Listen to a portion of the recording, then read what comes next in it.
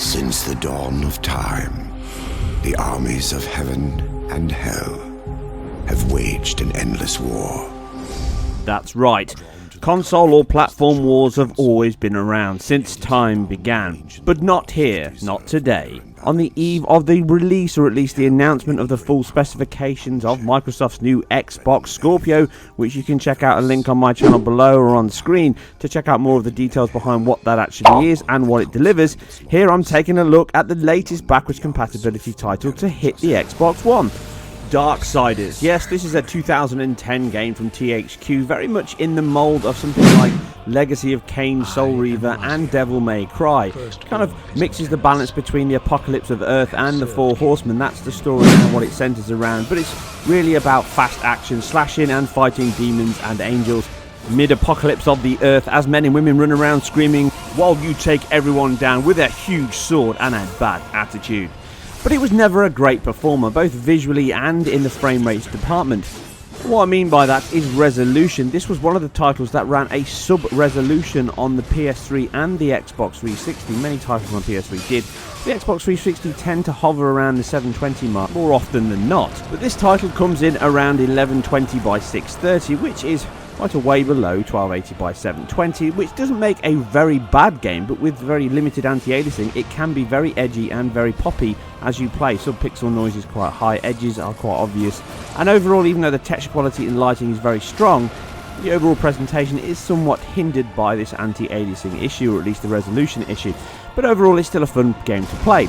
But performance was pretty woeful, as you can see on screen comparing the original Xbox 360 title with the brand new backwards compatibility version on the Xbox One.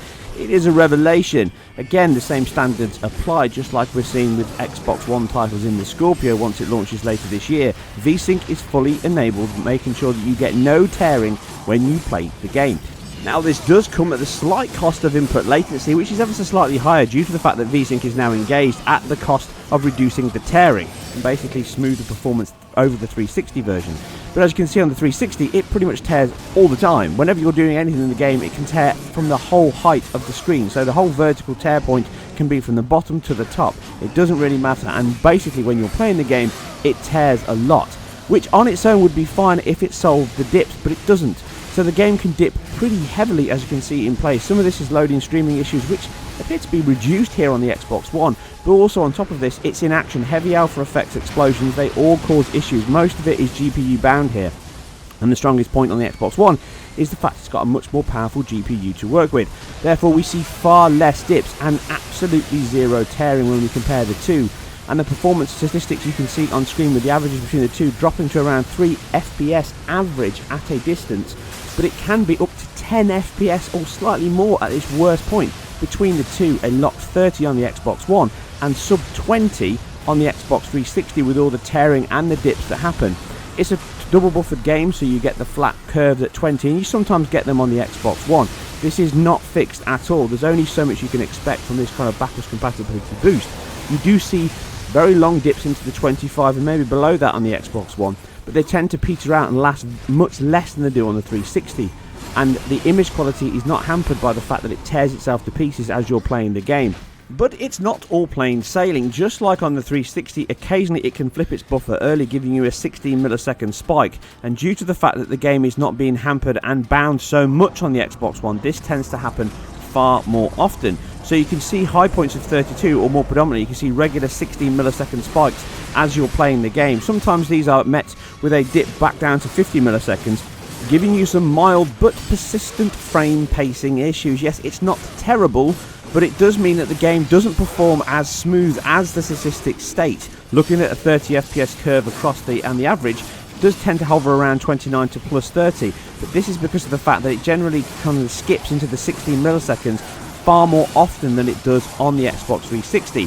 And again, because it can dip still down to the lows of 25 and just below that, this means that the frame rate is not smooth and not fluid throughout.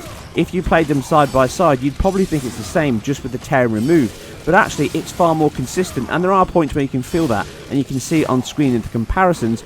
But it could do with a little bit more work if they wanted to peter out that frame rate and give a smooth, flat 33 milliseconds curve which is what is most important when you're playing games, something like interactive entertainment here.